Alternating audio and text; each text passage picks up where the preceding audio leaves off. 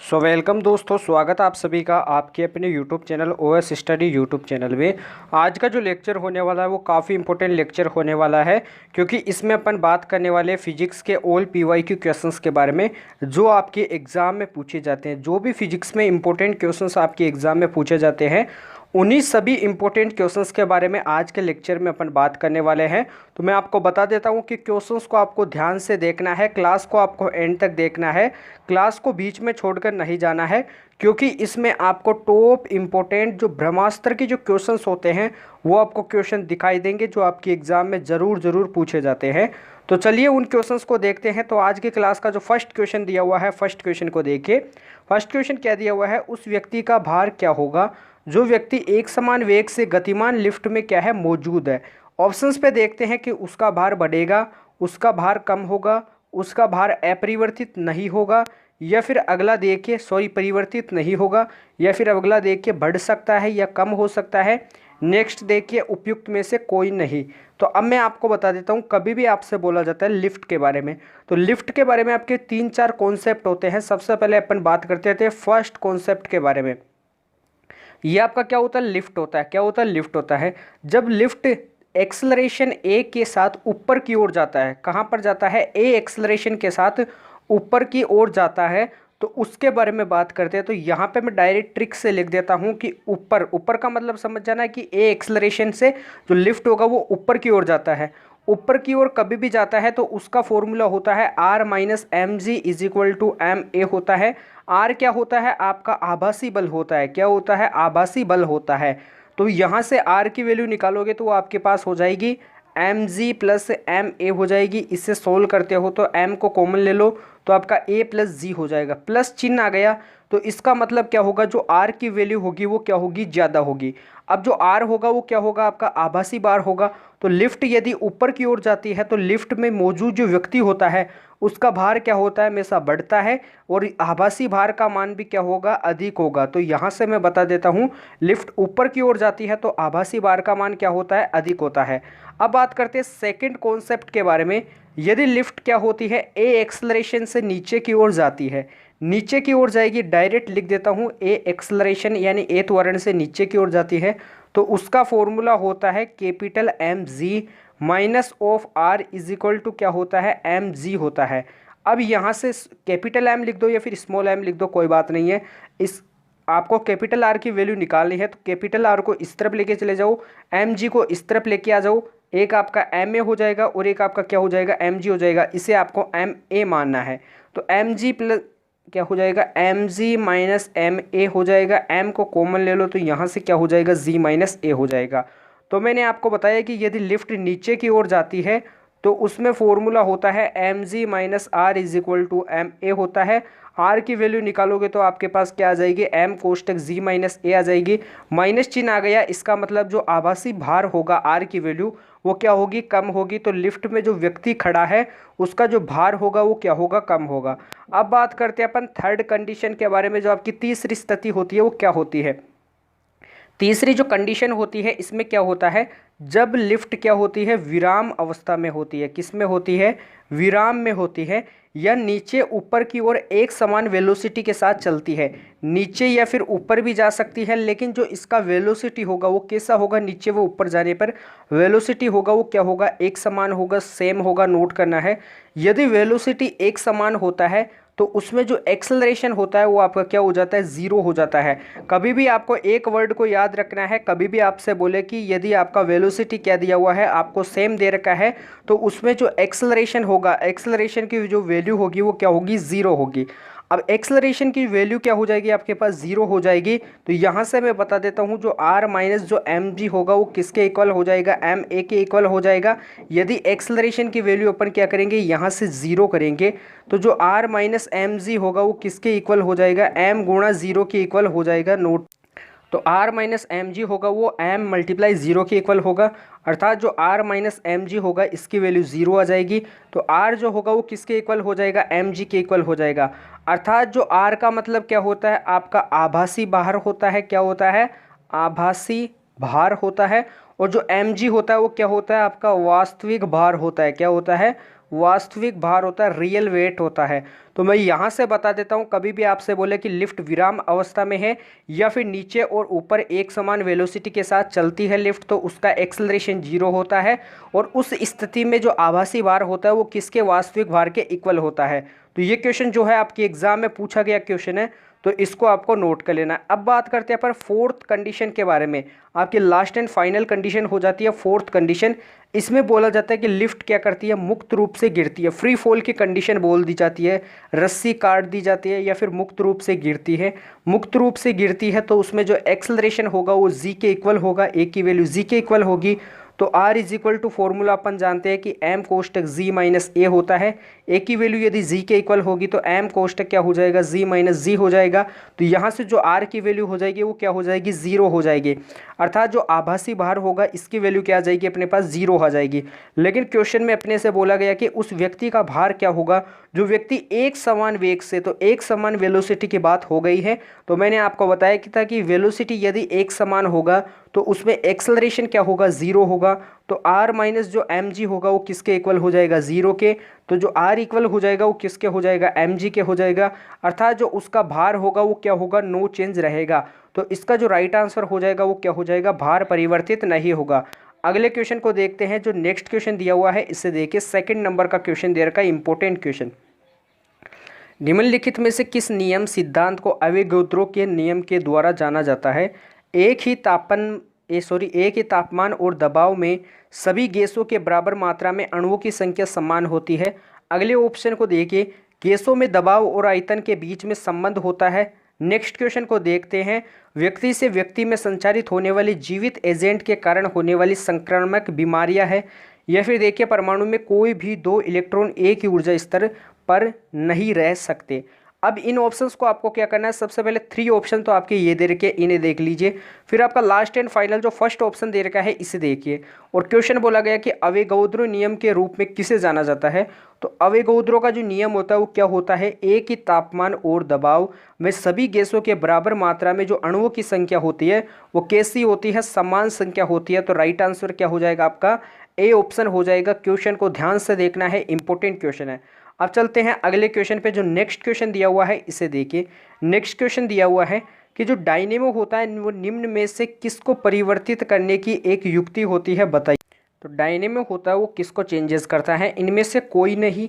विद्युत ऊर्जा को यांत्रिक ऊर्जा में, यांत्रिक ऊर्जा को विद्युत ऊर्जा में, या फिर यांत्रिक ऊर्जा को चाल में। तो जो डायनेमो होता है इससे डायरेक्ट क्वेश्चन पूछा गया है। डायनेमो से आपको याद रखना कि वर्ड में ही चले जाओ, जो आपका सेकंड वर्ड दे रखा है वो आपका यस से स्टार्ट होता है। तो जो डायनेमो होता है वो क्या करता है, यांत्रिक ऊर्जा को विद्युत ऊर्जा में चेंज करता है। तो ये किसको चेंज करता है, यांत्रिक ऊर्जा को विद्युत ऊर्जा में चेंज करता है। ट्रिक हो जाएगी, ये दे रखा है तो ये का यहाँ पे दे रखा है यांत्रिक ऊर्जा को विद्युत ऊर्जा में। यांत्रिक ऊर्जा को चाल में चेंज कभी भी नहीं करता है, एनर्जी को हमेशा एनर्जी में चेंज करता है। ये आपका जो चाल हो जाएगा वो स्पीड हो जाएगा। तो एनर्जी से स्पीड में कोई रिलेशन नहीं होता, ये आपका रात और दिन का फर्क हो जाता है। तो यहाँ से जो राइट आंसर हो जाएगा वो आपका थर्ड ऑप्शन हो जाएगा। अब चलते हैं नेक्स्ट क्वेश्चन पे। अगला क्वेश्चन देखिए, रिक्त स्थान बताता है कि गर्म पानी ठंडे पानी की तुलना में तेजी से जमता है। सूर्य केंद्रीय सिद्धांत, ऑक्सीजन सिद्धांत, या फिर बिग बैंग थ्योरी, या फिर अब चलते हैं नेक्स्ट क्वेश्चन पे, पेम्बा प्रभाव। तो मैं आपको बता देता हूँ, आपने काफ़ी बार देखा होगा कि जो आपका ठंडा जल होता है और एक क्या होता है, गर्म जल होता है। तो ठंडे जल को यदि बर्फ़ बनने में या फिर जमने में यदि 4 मिनट लगते हैं, तो जो आपका गर्म जल होता है इसको जमने में या फिर बर्फ़ बनने में 3 मिनट ही लगते हैं। तो ये नियम जो दिया था वो किसने दिया था, ये आपके पेम्बा प्रभाव के द्वारा दिया गया नियम है। तो राइट आंसर क्या हो जाएगा, फोर्थ ऑप्शन हो जाएगा। क्वेश्चन का स्क्रीनशॉट ले लीजिए। अब चलते हैं अपन अगले क्वेश्चन पे। जो नेक्स्ट क्वेश्चन दिया हुआ है इसे देखिए, सौर सेल के सिद्धांत पर कार्य करते हैं। रिक्त स्थान दिया हुआ है कि कौन सौर सेल के सिद्धांत पर कार्य करते हैं। प्रकाश वोल्टीय प्रभाव, प्रकाश विद्युत प्रभाव, प्रकाश चालकीय प्रभाव, या फिर प्रकाश संश्लेषण। तो इनमें से बताना है कि जो सौर सेल होते हैं वो सिद्धांत पर कार्य करते हैं। तो किसके सिद्धांत पर, प्रकाश वोल्टीय प्रभाव के सिद्धांत पर कार्य करते हैं। तो यहाँ से जो राइट आंसर हो जाएगा वो आपका कौन सा हो जाएगा, ए ऑप्शन हो जाएगा। मैं आपसे बता देता हूँ, एनर्जी का फॉर्मूला होता है 1/2 LI²। एल क्या होता है, प्रेरकत्व होता है कोइल का। आई क्या होता है, जो आपका क्या होता है, करंट होता है। अब यहाँ से क्वेश्चन आपका आ जाता है, डायरेक्ट फॉर्मूले को आपको याद रखना है। क्वेश्चन में आपका बोलेगा कि ये फॉर्मूला जो दे रखा है वो किसका है, एनर्जी का फॉर्मूला दे रखा है। तो आपको बताना है कि जो इसका यूनिट होगा वो क्या होगा, इसका जो डायमेंशन होगा, इससे क्वेश्चन पूछा जाता है।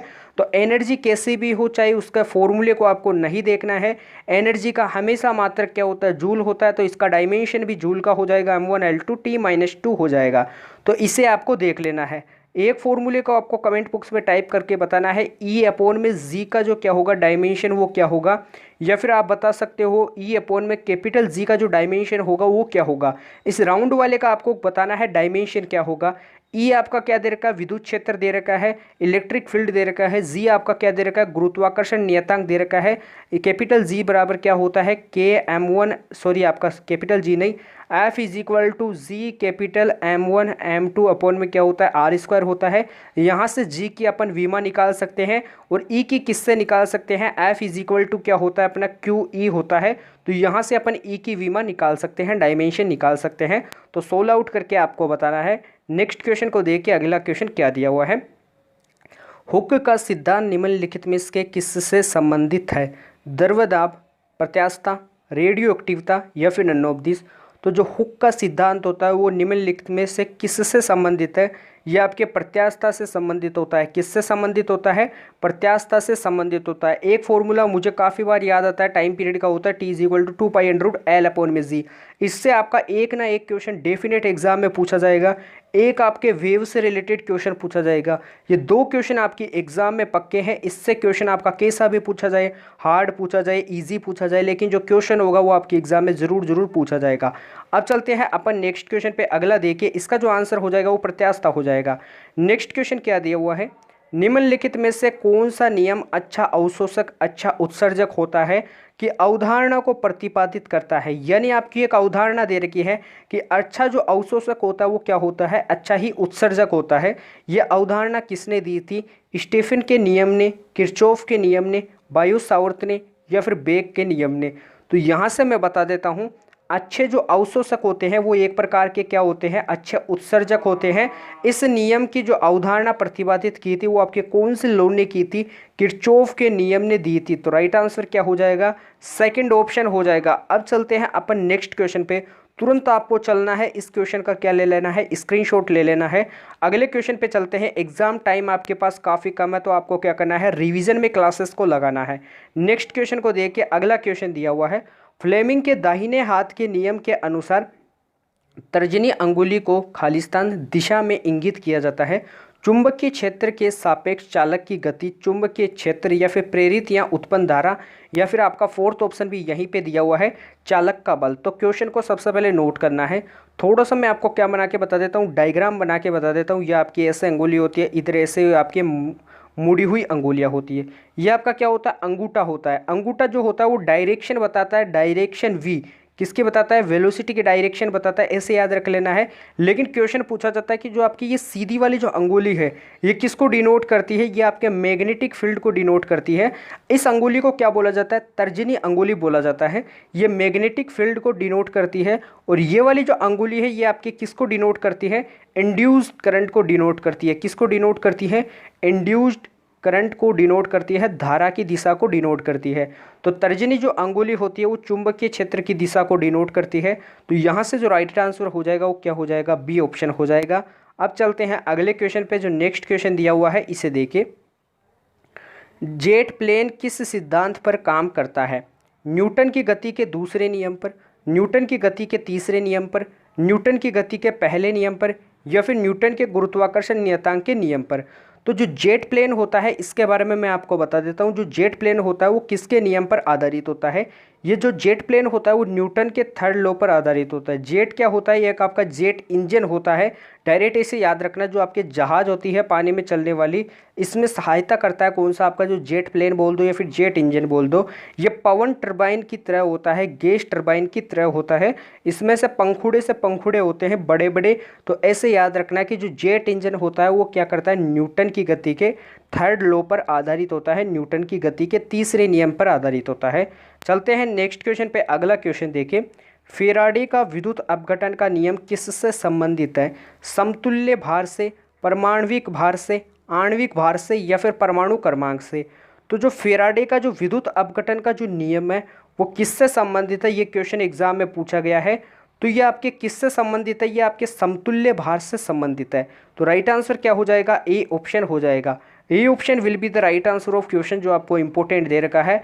फिर से मैं आपको बता देता हूँ, सभी आपको जो क्वेश्चन दिखाई देंगे वो आपके केस से क्वेश्चन है, PYQ क्वेश्चन है, प्रीवियस ईयर क्वेश्चन है, जो आपके एग्जाम में बारी बारी से पूछे जाते हैं।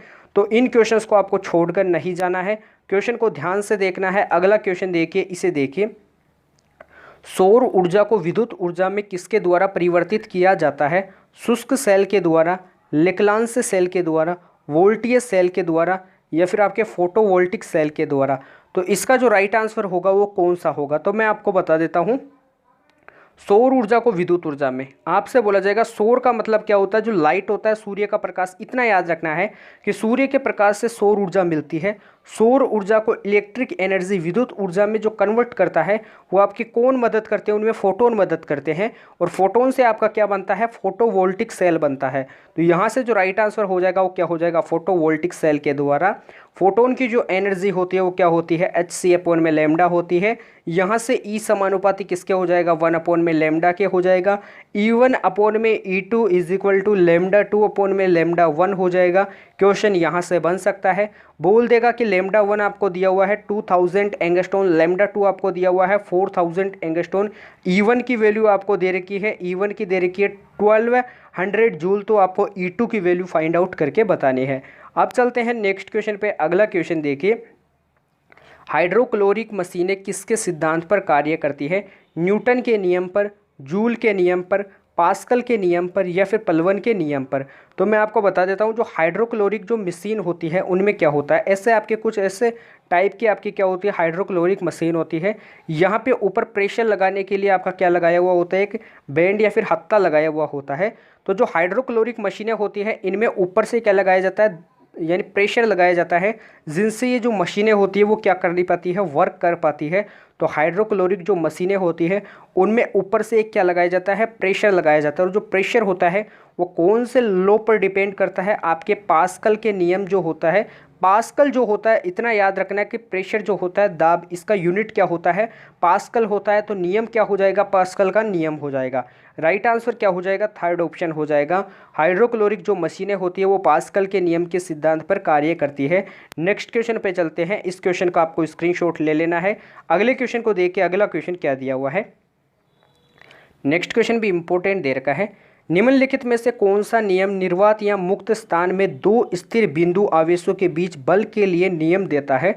तो ये क्वेश्चन काफ़ी इंपॉर्टेंट दे रखा है। यहाँ पे बोला गया कि कौन सा नियम है जो निर्वात या मुक्त स्थान में दो स्थिर बिंदु आवेशों, यानी आपको एक बिंदु दे रखा है Q1, एक दे रखा है Q2, इनके बीच में जो बल के नियम कौन बताता है? तो इनके बीच में जो फोर्स लगता है वो कैसा लगता है, आपका F = K Q1 Q2/r² होता है। K की वैल्यू क्या होती है, 9 × 10⁹ होती है। K की वैल्यू एक और होती है, क्या होती है, 1/4πε0 होती है। एप्सिलॉन क्या होता है, आपका पेरा वैद्युतांक होता है, इतना याद रखना है। और जो ε0 होता है इससे भी काफ़ी क्वेश्चन पूछे जाते हैं, इसके बारे में अपन बाद में बात करेंगे। लेकिन कभी भी बोला जाए कि दो आवेशों के द्वारा जो बल लगता है वो क्या लगता है, F = K Q1 Q2/r² निकलता है। E की वैल्यू भी आप निकाल सकते हो, इलेक्ट्रिक फील्ड की वैल्यू भी निकाल सकते हो। तो दो स्थिर बिंदु आवेशों के बीच में बल जो होता है वो लेंज नियम के द्वारा दिया जाता है, कूलाम के नियम या फिर गॉस के नियम या फिर ओम के नियम। तो ये आपके कूलाम के नियम के द्वारा दिया जाता है। तो राइट आंसर क्या हो जाएगा, सेकंड ऑप्शन हो जाएगा। अब चलते हैं अगले क्वेश्चन पे। अगला क्वेश्चन देखिए, परमाणु संलयन के बारे में निम्नलिखित में से कौन सा कथन सही नहीं है? जो परमाणु संलयन होता है इसके बारे में आपको बताना है। यह परमाणु विखंडन की तुलना में बहुत अधिक ऊर्जा पैदा करता है। इस प्रक्रिया का उपयोग परमाणु बम बनाने में किया जाता है। अब चलते हैं नेक्स्ट ऑप्शन पे। आपको फोर्थ ऑप्शन तक देख लेना है कि चारों ऑप्शन आपको दिए हुए हैं कि इस प्रक्रिया के माध्यम से विद्युत उत्पादन विखंडन की तुलना में व्यावसायिक रूप से कम व्यवहार्य है। यह तारों में ऊर्जा का स्रोत है। तो क्वेश्चन को देखिए, सबसे पहले आपको ऑप्शन के क्या ले लेने हैं, स्क्रीनशॉट ले लेना है। मैं चलता हूँ क्वेश्चन पे। क्वेश्चन बोला गया कि नाभिक परमाणु संलयन के बारे में आपको बताना है। तो जो परमाणु संलयन होता है इसके बारे में सबसे पहले अपन क्या करेंगे, बात करेंगे। परमाणु संलयन से क्वेश्चन पूछे जाते हैं तो ये जो होता है वो किसके प्रयोग में आता है, परमाणु बम बनाने के प्रयोग में लिया जाता है। तो यहाँ से जो राइट आंसर हो जाएगा वो आपका क्या हो जाएगा, परमाणु बम बनाने के लिए किसका प्रयोग किया जाता है, परमाणु संलयन का प्रयोग किया जाता है। अब चलते हैं नेक्स्ट क्वेश्चन पे। अगला क्वेश्चन देखिए, न्यूटन के पहले नियम को किसके रूप में जाना जाता है, वर्तन के नियम में, विस्थापन के नियम में, मोमेंटम के नियम में, या फिर कोई भी विकल्प सही नहीं है। तो न्यूटन का जो पहला नियम होता है इसे क्या बोला जाता है, जड़त्व का नियम बोला जाता है, लॉ ऑफ इनर्शिया बोला जाता है, जड़त्व का नियम बोला जाता है। जड़त्व के अनुसार क्या समझा जा सकता है कि जड़त्व के अनुसार यदि कोई वस्तु स्थिर है तो वह स्थिर अवस्था में रहना चाहती है जब तक कि उस पर कोई बाह्य बल कार्य नहीं करता है। यदि कोई वस्तु गतिशील अवस्था में है तो वह गतिशील अवस्था में रहना चाहती है कि जब तक उस पर कोई बाह्य बल कार्य नहीं करता है। जड़त्व के काफ़ी सारी उदाहरण होती है। ये आपकी विराम का जड़त्व होता है, दिशा का जड़त्व होता है और गति का जड़त्व होता है। जड़त्व का फर्स्ट एग्जाम्पल क्या होता है कि बंदूक से यदि गोली को दागी जाती है तो गोली आगे की तरफ गति करती है और जो बंदूक होती है वो पीछे की तरफ गति करती है। यह आपका फर्स्ट एग्जाम्पल है। सेकंड एग्जाम्पल हो जाएगा चिड़ियों का आकाश में उड़ना, क्या होता है, जड़त्व नियम का उदाहरण है। पानी में व्यक्तियों का तैरना, पानी में तैरना किसका, जड़त्व का उदाहरण होता है। और आपने एक देखा होगा कि बस में खड़ा व्यक्ति अचानक आगे की ओर धक्का लगता है जब बस का ड्राइवर अचानक ब्रेक लगा लेता है, तो ये भी किसके कारण होता है, जड़त्व के नियम के कारण होता है। क्वेश्चन एग्जाम में पूछा गया है। तो न्यूटन का जो फर्स्ट नियम होता है वो किसके नियम को फॉलो करता है, जड़त्व के नियम को फॉलो करता है। तो यहाँ से जो राइट आंसर हो जाएगा वो क्या हो जाएगा, नन ऑफ दीज हो जाएगा, क्योंकि जो न्यूटन का फर्स्ट लॉ होता है उसे लॉ ऑफ इनर्शिया कहा जाता है, जड़त्व का नियम कहा जाता है। अब चलते हैं नेक्स्ट क्वेश्चन में, निम्नलिखित में से कौन से कथन सही है। स्थिर विद्युत बल एक असंपर्क बल होता है। जो स्थिर विद्युत बल होता है इसको अपन संपर्क में नहीं ले सकते, ये असंपर्क बल होता है। चुंबक द्वारा वस्तुओं को उठाने की योग्यता संपर्क बल का एक उदाहरण होती है। ये भी आपका क्या है, रॉन्ग स्टेटमेंट है, सेकंड रॉन्ग स्टेटमेंट है। अगला देखिए, गुरुत्वाकर्षण बल एक क्या होता है, असंपर्क बल होता है। तो मैं आपको बता देता हूँ, जो तीनों ऑप्शन दे रखे हैं ये तीनों क्या होते हैं, असंपर्क बल होते हैं। लेकिन आपको सेकंड ऑप्शन में संपर्क बल लिखा हुआ है तो इसके कारण जो बी ऑप्शन हो जाएगा वो आपका रॉन्ग हो जाएगा। तो स्थिर विद्युत जो बल होता है वो आपका असंपर्क बल होता है और गुरुत्वाकर्षण बल जो होता है वो भी आपका कैसा होता है, असंपर्क बल होता है। तो यहाँ से जो आपके दो ऑप्शन क्या हो जाएंगे, राइट आंसर हो जाएंगे। एक तो फर्स्ट ऑप्शन राइट आंसर हो जाएगा, एक आपका लास्ट ऑप्शन क्या हो जाएगा, राइट आंसर हो जाएगा। अब चलते हैं नेक्स्ट क्वेश्चन पे। अगला क्वेश्चन देखिए, अगला क्वेश्चन भी इंपॉर्टेंट दे रखा है। अब चलते हैं अपन नेक्स्ट क्वेश्चन पे। लाल रंग का उपयोग खतरे के संकेत के रूप में किया जाता है, क्यों, क्योंकि जो रक्त होता है वो कैसा होता है, लाल होता है। लाल प्रकाश हवा के अणुओं द्वारा कम से कम प्रकीर्णित होता है। चलते हैं नेक्स्ट ऑप्शन पे। लाल रंग आसानी से उपलब्ध हो जाता है। लाल रंग आंखों के लिए सुखदायक होता है, या फिर उत्तर नहीं देना चाहते। तो मैं आपको बता देता हूँ, जो लाल रंग का उपयोग खतरे के संकेतों के लिए क्यों किया जाता है, क्योंकि जो लाल प्रकाश होता है वो हवा के अणुओं के द्वारा कम से कम क्या होता है, प्रकीर्णित होता है। और एक और अपन रीज़न ले सकते हैं, क्योंकि जो रेड कलर होता है इसका जो वेवलेंथ होता है वो क्या होता है, मैक्सिमम होता है। और वेवलेंथ जिसका मैक्सिमम होता है उसी को अपन क्या करते हैं, खतरे के संकेतों में अपन कलर को यूज़ लेते हैं। इसकी जगह अपन कोई सा भी कलर नहीं ले सकते हैं, क्योंकि इसका वेवलेंथ अधिक होता है। इसके कारण जो इसको अधिक दूरी तक अपन क्या कर सकते हैं, रेड कलर को देख सकते हैं, नोटिस कर सकते हैं। तो यहाँ से जो राइट आंसर हो जाएगा वो क्या हो जाएगा, बी ऑप्शन हो जाएगा। लाल प्रकाश हवा के अणुओं द्वारा कम से कम क्या होता है, प्रकीर्णित होता है। चलते हैं नेक्स्ट क्वेश्चन पे। अगला क्वेश्चन देखिए, दूध का घनत्व निम्नलिखित में से किस उपकरण द्वारा मापा जाता है, लेक्टोमीटर द्वारा, हाइड्रोमीटर द्वारा, बेरोमीटर द्वारा, हाइग्रोमीटर द्वारा। तो बेरोमीटर किसे मापता है, दाब को मापता है। फेदोमीटर क्या मापता है, गहराई को मापता है। फेदोमीटर किसे मापता है, गहराई को मापता है, समुद्रों की गहराई को। दूध से कभी भी आपसे क्वेश्चन आता है तो एक याद रखना है कि लैक्टिक अम्ल, अब तो लैक्टिक जो होता है इसी से रिलेटेड आपके दूध से जो भी क्वेश्चंस बनते हैं उनके आंसर क्लियर हो जाते हैं। तो दूध का जो घनत्व होता है वो लेक्टोमीटर के द्वारा मापा जाता है। तो यहाँ से जो राइट आंसर हो जाएगा वो क्या हो जाएगा, ए ऑप्शन हो जाएगा। अब चलते हैं नेक्स्ट क्वेश्चन पे। इस क्वेश्चन का स्क्रीनशॉट ले लीजिए, अगले क्वेश्चन पे चलते हैं। अगला क्वेश्चन दिया हुआ है, कि एक ट्रैक्टर की शक्ति को आमतौर पर निम्नलिखित इकाइयों में मापा जाता है। एक हॉर्स पावर के रूप में, किलोवाट के रूप में, जूल के रूप में या फिर एफपीएस के रूप में। तो जो ट्रैक्टर होता है इसकी जो पावर होती है इसको हमेशा किससे डिनोट किया जाता है, इतना याद रखना है कि ट्रैक्टर बिल्कुल कैसे होता है, ऐसे होता है, घोड़े की तरह रहता है ट्रैक्टर। कैसे? ऐसे घोड़े की तरह रहता है, बिल्कुल ताकतवर रहता है, घोड़े की तरह तेज चलता है। तो आपको याद रखना है कि जो ट्रैक्टर होता है वो घोड़े की तरह दिखाई देता है। तो ये किस में मापी जाती है, इसकी जो शक्ति होती है वो हॉर्स पावर यानी अश्व शक्ति के रूप में मापी जाती है। तो यहाँ से जो राइट आंसर हो जाएगा वो क्या हो जाएगा, ए ऑप्शन हो जाएगा। क्वेश्चन को देख लीजिए, फिर से बता देता हूँ। एक ट्रैक्टर की जो शक्ति होती है इसको आमतौर पर हॉर्स पावर के रूप में मापा जाता है। नेक्स्ट क्वेश्चन पे चलते हैं। अगला क्वेश्चन देखिए, ये आपका इंपॉर्टेंट क्वेश्चन दिया हुआ है। एक वस्तु को अपवर्तक सूचकांक 1.5 के कांच के बने हुए दोहरे उत्तल लेंस के सामने 10 सेंटीमीटर की दूरी पर रखा जाता है। दोहरे उत्तल लेंस के बारे में कभी भी बात की जाती है, ऐसे आपसे बोला गया कि दो उत्तल लेंस है। क्या है? दो उत्तल लेंस बोले गए हैं। लेंसों की वक्रता की दोनों त्रिज्याएं परिमाण में क्या है, 20 सेंटीमीटर है। अर्थात एक की जो क्या दे रखी है आपको, रेडियस R1 दे रखी है, वो कितनी दे रखी है, 20 सेंटीमीटर। R2 भी आपको क्या दे रखी है, 20 सेंटीमीटर दे रखी है। लेकिन जो लेंस दे रखी है वो उत्तल लेंस है, और वो भी कैसे दे रखे हैं, दोहरे लेंस दे रखे हैं। उत्तल लेंस में यदि दोहरे लेंस यानी दो लेंसों की बात की जाती है तो जो आपकी R2 रेडियस होती है सेकंड वाली, उसे हमेशा माइनस में डिनोट किया जाता है। तो माइनस के 20 सेंटीमीटर हो जाएगी। तो बनने वाली आकृति की स्थिति क्या होगी, यानी आपकी जो इमेज होगा यानी जो प्रतिबिंब दूरी होगी v की वैल्यू, वो क्या होगी आपको बताना है। सबसे पहले मैं आपको बता देता हूँ क्या क्या चीज़ें आपको दी हुई है। क्वेश्चन में जो गिवन चीज़ें दे रखी है वो क्या क्या दे रखी है। u की वैल्यू आपको दे रखी है कितनी, माइनस के 10 सेंटीमीटर दे रखी है। क्या दे रखी है, u की वैल्यू। उत्तल लेंस के लिए u की वैल्यू क्या होती है, हमेशा नेगेटिव होती है। अपवर्तनांक की वैल्यू अपने को क्या दे रखी है, 1.5 दे रखी है। R1 की वैल्यू कितनी दे रखी है, 20 सेंटीमीटर दे रखी है। और R2 की वैल्यू क्या दे रखी है, -20 सेंटीमीटर दे रखी है। नोट कर लीजिए। अब अपन फॉर्मूला जानते हैं कि 1 में f इज इक्वल टू क्या होता है, μ-1 कोष्टक ऑफ 1/R1 - 1 R2 होता है। म्यू की वैल्यू 1.5 दे रखी है।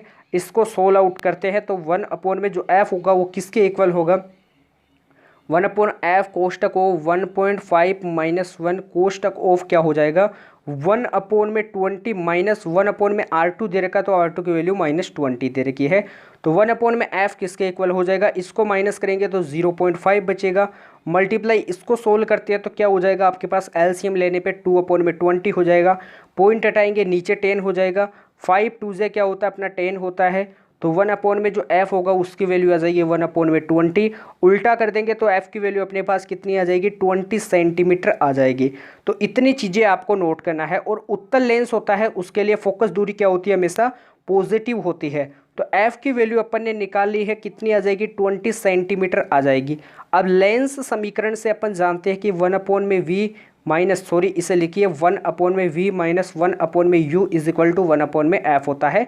1/v की वैल्यू निकालनी है तो फॉर्मूला क्या बन जाएगा, 1/f प्लस 1/u बन जाएगा। 1/f की वैल्यू क्या दे रखी है, 20 प्लस क्या हो जाएगा, u की वैल्यू अपने को क्या दी हुई है, 10 दे रखी है। तो 10 किस में है, माइनस में है। तो यहाँ से क्या हो जाएगा, माइनस में है तो नीचे क्या हो जाएगा, -10 हो जाएगा। अब v की वैल्यू निकालनी है तो एलसीएम लेके इसको सोल्व आउट करते हैं। तो v की वैल्यू निकालेंगे तो एलसीएम लेंगे, v की वैल्यू नहीं, सबसे पहले 1/v के निकालेंगे। तो 1/v के निकालेंगे तो 20 - 10/20 मल्टीप्लाई -10 हो जाएगा। v के निकालेंगे तो उल्टा कर देंगे, ऊपर बचेगा -200, नीचे 20 में से यदि 10 को माइनस करते हैं तो 10, 1 0 से 1 0, आंसर कितना आ जाएगा, -20 सेंटीमीटर आ जाएगा। तो राइट आंसर क्या हो जाएगा आपका, थर्ड ऑप्शन हो जाएगा। अब चलते हैं नेक्स्ट क्वेश्चन पे। अगला क्वेश्चन देखिए, जो अगला नेक्स्ट क्वेश्चन दिया हुआ है इससे अपन देखते हैं। तो नेक्स्ट क्वेश्चन आपको दिया हुआ है, एक मशीन गन आपको दी हुई है 700 मीटर पर सेकेंड के वेग के साथ प्रति मिनट 60 गोलियां दागती है। यदि प्रत्येक गोली का द्रव्यमान 50 ग्राम दिया हुआ है तो बंदूक द्वारा विकसित शक्ति का मान कितना होगा। तो यहाँ से सबसे पहले वेलोसिटी आपको कितना दे रखा है, 700 मीटर पर सेकेंड दे रखा है। आपसे बोलेगा कि द्रव्यमान कितना दे रखा है, 50 ग्राम दे रखा है। ग्राम को यदि केजी में चेंज करना चाहते हैं तो 1000 का भाग दे देंगे, तो अपने पास जो केजी में आ जाएगा वो कितना आ जाएगा, 0.05 केजी आ जाएगा। अब आगे बोला गया कि 7 प्रति मिनट 60 गोलियां दागती है। तो जो प्रति मिनट में कितनी गोलियों को मान लेते हैं नंबर ऑफ गोली यानी एन, और मिनट में दागी जाती है तो एन अपॉन में टी हो जाएगा, इक्वल किसके हो जाएगा 60 गोलियां दागी जाती है तो 60 गोली पर मिनट हो जाएगा। क्या हो जाएगा? पर मिनट हो जाएगा। लेकिन क्वेश्चन में अपने को सेकंड में निकालना है आंसर, तो एन अपॉन में टी की वैल्यू सेकंड में निकालूंगा तो 60 में यदि 1 मिनट को सेकंड में बदलता हूं तो 60 का भाग लगा देंगे तो आंसर कितना आ जाएगा? 1 गोली पर सेकंड आ जाएगा। कितना आ जाएगा? 1 गोली पर सेकंड। तो एन अपॉन में टी की वैल्यू क्या पुट करेंगे अपन? 1 गोली पर सेकंड पुट करेंगे। अब फॉर्मूले के बारे में बात करते हैं। जो पावर का फॉर्मूला होता है वो क्या होता है? P इक्वल टू डब्ल्यू अपॉन में टी। तो n के लिए बात करेंगे तो क्या हो जाएगा? n डब्ल्यू अपॉन में टी हो जाएगा। तो n अपॉन में टी मल्टीप्लाई क्या हो जाएगा? डब्ल्यू हो जाएगा। क्वेश्चन में आपको वेलोसिटी दे रखा है, m मास दे रखा है, तो कभी भी मास और वेलोसिटी दे रखा हो तो आपको जो वर्क होता है वो किसके इक्वल मानना होता है? काइनेटिक एनर्जी 1/2 mv² के इक्वल मानना होता है। तो P इज इक्वल टू क्या हो जाएगा? n अपॉन में टी मल्टीप्लाई 1/2 mv² हो जाएगा। n अपॉन में टी की वैल्यू अभी अपन ने निकाली है, कितनी निकाली है? 1 निकाली है। तो जो पावर हो जाएगा वो क्या हो जाएगा? 1/2 mv² हो जाएगा। 1/2 ऐसे कैसे रहेगा? जो m दे रखा है वो मास दे रखा है, इसकी वैल्यू निकाली है 0.05, v की वैल्यू 700 दे रखी है तो 700 का स्क्वायर। इसको सोल्व आउट करोगे तो आंसर अपने पास कितना आएगा? 12,250 वोट आ जाएगा। इसे आपको सोल्व करना है। चलते हैं नेक्स्ट क्वेश्चन पे। अगला क्वेश्चन दिया हुआ है, इसे देखिए। जो नेक्स्ट क्वेश्चन दिया हुआ है ये भी इंपॉर्टेंट क्वेश्चन दे रखा है। अगला क्वेश्चन क्या दिया हुआ है? एक प्रतिध्वनि 2 सेकंड में लौटती है। यदि ध्वनि की गति 342 मीटर पर सेकंड इनवर्स है तो आपको बताना है कि मीटर पर सेकंड इनवर्स आपको दिया हुआ, तो गति यानी मीटर सेकंड है। तो आपको बताना है कि स्रोत से प्रतिबिंब सतह की दूरी कितनी होगी। सबसे पहले आपको क्या दिया हुआ है? ध्वनि की गति कितनी दे रखी है? सबसे पहले ध्वनि की जो गति दे रखी है वो आपको दे रखी है 342 मीटर पर सेकंड दे रखी है। और प्रतिध्वनि की जो चाल दे रखी है यानी प्रतिध्वनि सुनने के लिए जो लिया गया टाइम दे रखा है, टाइम की वैल्यू कितनी दे रखी है? 2 सेकंड दे रखी है। और अपन फॉर्मूला जानते हैं कि स्पीड इज इक्वल टू क्या होता है? डिस्टेंस अपॉन में क्या होता है? टाइम होता है। क्या होता है? डिस्टेंस अपॉन में टाइम होता है। तो तय की गई दूरी अपने को बताना है। तो मैं आपको बता देता हूँ, प्रतिध्वनि की कभी भी बात की जाती है तो उसमें जो दूरी होती है इसको क्या कर दिया जाता है? दुगुना कर दिया जाता है। तो 2d यानी तय की गई जो दूरी होगी वो किसके इक्वल होगी? वेलोसिटी यानी स्पीड मल्टीप्लाई किससे होगा? टाइम से होगा। ये आपका स्पीड होगा, वेलोसिटी होगा, ये आपका टाइम होगा, और दोगुनी क्या हो जाएगी? आपके पास दूरी हो जाएगी। तो 2d is equal to velocity अपने को दिया हुआ है 342, टाइम दे रखा है 2 से 2 कैंसिल आउट हो जाएगा तो d की वैल्यू कितनी आ जाएगी? 342 मीटर आ जाएगी। तो राइट आंसर क्या हो जाएगा? ए ऑप्शन हो जाएगा। अब चलते हैं नेक्स्ट क्वेश्चन पे। अगला क्वेश्चन दिया हुआ है, इसे देखिए। 1 एंगस्ट्रॉन का जो मान होता है वो माइक्रोन में कितना होता है? सबसे पहले ये बताइए। तो सबसे पहले मैं बता देता हूँ 1 मिलीमीटर जो होता है वो किसके इक्वल होता है? 10⁻³ मीटर के इक्वल होता है। नोट कीजिए। तो 1 मिलीमीटर 10⁻³ मीटर के इक्वल होता है। अब मैं आपको बता देता हूँ कि जो 1 माइक्रोन होता है वो क्या होता है? 1 माइक्रोन जो होता है वो किसके इक्वल होता है? 10⁻³ मिलीमीटर के इक्वल होता है। 10⁻³ मिलीमीटर का मतलब होता है 10⁻⁻6 मीटर होता है। तो 1 माइक्रोन जो होता है वो किसके इक्वल होता है? 10⁻⁻6 मीटर के इक्वल होता है। अब अपने को बताना है कि जो 1 एंगस्ट्रॉन होगा वो कितने माइक्रोन के इक्वल होगा? तो 1 angstrom is equal to 10⁻10 metre. 10⁻10 को लिख सकता हूँ 10⁻4 मल्टीप्लाई 10⁻6 मीटर लिख सकता हूँ। 10⁻6 जो मीटर होता है वो किसके इक्वल होता है?